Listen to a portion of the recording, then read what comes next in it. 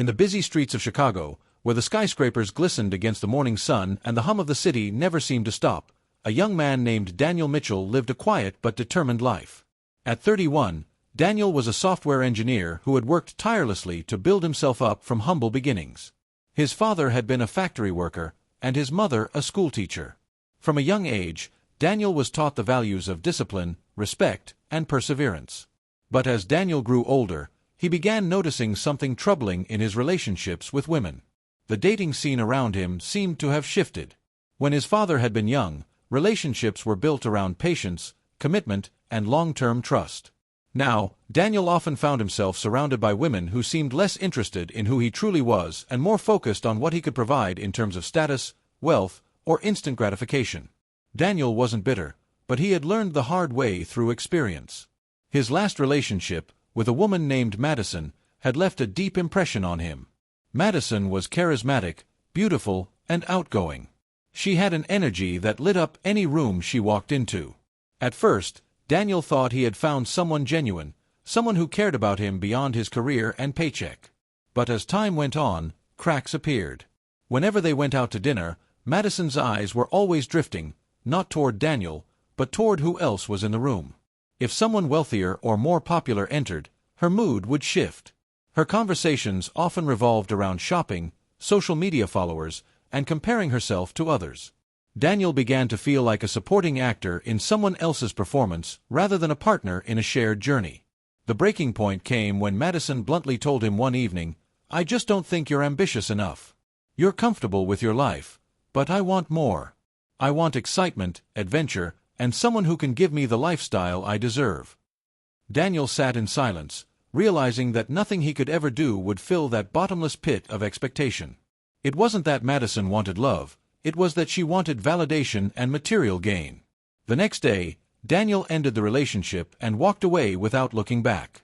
It was in the weeks after that Daniel made a decision that would change the course of his life. Instead of chasing attention, validation, or relationships that drained him, he decided to focus on himself, his goals, his peace, his future. The cold hard truth, Daniel realized, was that ignoring modern women who only sought to use him gave him something invaluable: clarity. He poured himself into his work, not as an escape but as a way to invest in his own growth. He started going to the gym more regularly, not to impress anyone but to take care of his health. He reconnected with his old hobbies like photography and hiking.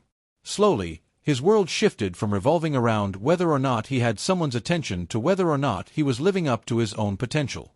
Friends noticed the change. His buddy Marcus, a high school teacher, often told him, "Man, I don't know what you're doing lately, but you look at peace. You used to be stressed out all the time. Now you just seem lighter." Daniel would smile and reply, "I just stopped giving my energy to people who never deserved it." As the months passed, Daniel encountered many women in social circles, networking events, and casual outings. Some would try to capture his attention with charm, others with flattery. But Daniel had learned to see beyond the surface. He listened carefully, observed how they treated others, and noticed whether they carried genuine kindness or just a desire for attention. The truth was, when he stopped chasing, the dynamic shifted. Instead of him running after validation, people began respecting him more. Women who once overlooked him now noticed his confidence and discipline.